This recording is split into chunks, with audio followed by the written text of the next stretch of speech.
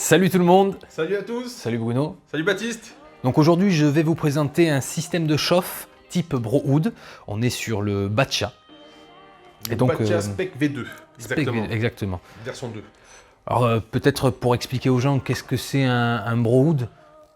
Qu'est-ce que tu peux nous dire Bruno? Système de chauffe à cheminée. Ouais. Système de chauffe ancestral qui est connu de la vie des temps et qu'on utilisait beaucoup avant. Et qu'on utilise beaucoup aussi en Allemagne à l'heure actuelle, parce que c'est le système de chauffe de prédilection en Allemagne. Et bien sûr, depuis qu'on a le Calot, tout ça, on a plus de systèmes de chauffe, mais Brohood, ça reste quand même la référence. C'est une référence assez classique. Il faut savoir en fait que sur le Brohood, la sensation, c'est-à-dire qu'au niveau des saveurs, ça va beaucoup plus péter en bouche. Ouais, c'est beaucoup plus fort. Mais aussi un inconvénient qui peut être aussi un avantage, c'est-à-dire que au niveau du ressenti, ça va vite vous embaumer. C'est très chill, le Brohood, ça pose en fait. Après, il y a aussi plusieurs techniques d'utiliser le Brohood. C'est très joueur. On peut écarter les charbons, les rapprocher de la cheminée. C'est là où on va gérer la puissance de chauffe par rapport à son charbon. Et bon, après, ça peut être très puissant, comme ça peut être très doux aussi. Ça dépend aussi comment on place le charbon. Après, tout dépend de comment on utilise le système de chauffe, le Brohood. Là, en l'occurrence, le Batcha. C'est toujours pareil, c'est comme un Caloud. Ça dépend de comment on va le prendre en main. Et de la chauffe qu'on veut et de ce qu'on veut. Le gros du système, on va pas mal l'utiliser au niveau du tabac, du consommable qu'on met à l'intérieur. Ça va nous faire des sessions assez longues d'ailleurs. Oui, parce que sur le foyer qu'ils mettent avec, de base, on met à peu près entre 19 et 25 grammes. Ouais, donc c'est quand même assez conséquent. 1h30, en sachant qu'on va mettre 3 charbons, ils vont nous durer 1 heure. On va mettre un 4e charbon par la suite pour la rocave. Donc c'est vrai que c'est quelque chose qui va durer assez longtemps. Là après, on va parler un peu plus de ce Brohood là. Enfin, de ce Batcha là, type Brohood. Il est beaucoup plus épais au niveau du métal. On a une grille qui est vachement plus épaisse aussi, ça évite de trouer la grille. Ça a été le gros point fort en fait sur le V2, c'est que le charbon en fait à l'utilisation, au bout d'un an, on va pas avoir un trou au niveau de la grille, on n'est pas obligé de la changer tout le temps. Donc ça c'est vrai que c'est la c'est quand même un Brohood assez qualitatif. Très grosse qualité, ouais. Par rapport à ce qu'on peut trouver sur le marché. C'est une marque de référence. C'est devenu la marque de référence. Bon, c'est une marque turque qui est dans le même système que la marque Brohood, mais qui est venue juste après, qui a fait, on va dire, qui s'est servi en fait de cette marque comme modèle et qui a amélioré en fait des points. On va avoir un métal, donc comme j'ai dit, plus épais au niveau de la colonne, au niveau de la cloche, au niveau de la grille. On a plusieurs couleurs aussi. Ouais, c'est sympa d'ailleurs, on peut le custom en fonction un peu de la chicha qu'on utilise.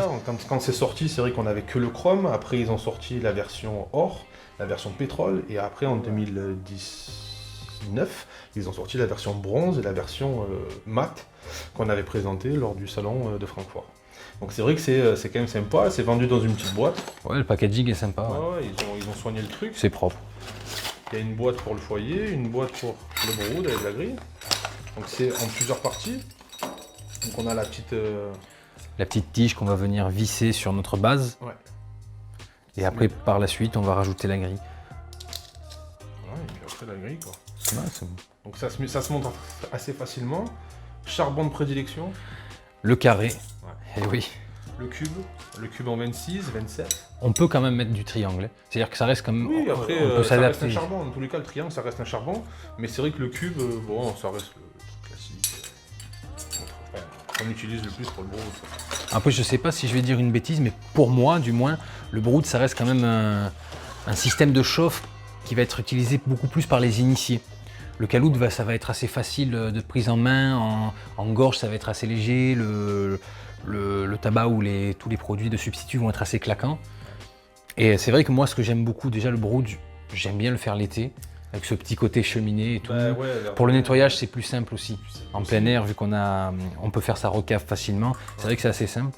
Après, il est vendu avec un foyer en terre cuite.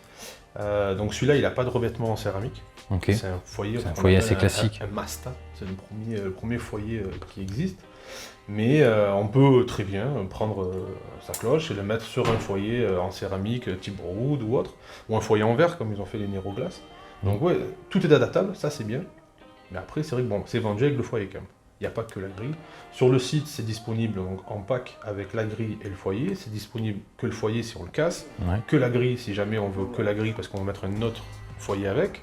Donc voilà, tout est disponible sur le site. On peut composer son brood, son bâtiment comme on veut. Donc ça c'est bien. Après, il y a juste à choisir la couleur, quoi, après.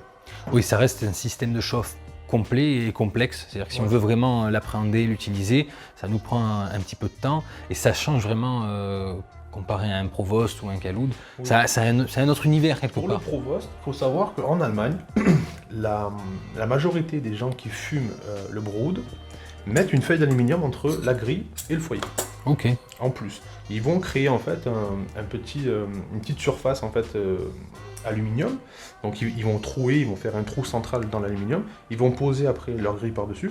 C'est justement pour que ça soit beaucoup plus doux en fait. C'est une technique pour pas agresser en fait au niveau du brood, parce que le brood, on connaît, c'est très agressif. Ça peut être très fort ou ça peut être très doux, mais c'est vrai qu'avec ça, quelle que soit la manière où on met le charbon, si on débute, tout passe. C'est-à-dire que ça reste très doux. Pour les femmes, c'est vrai que c'est plus avantageux, ou quelqu'un qui ne connaît pas bien, qui veut tirer sur un brood. Pour débuter, les petits fumeurs aussi. Voilà. Une feuille d'aluminium, c'est très bien. Après, par contre, voilà, le système de chauffe comme il est, moi, je l'utilise comme ça. Il ne reste qu'à dire que c'est disponible sur le site Narguilux et dans nos boutiques. Sur Marseille et sur Saint-Laurent-de-Provence. Puis il n'y a plus qu'à, quoi. Ouais, il n'y a plus qu'à. Merci à tous. Ciao, ciao, merci. Au revoir.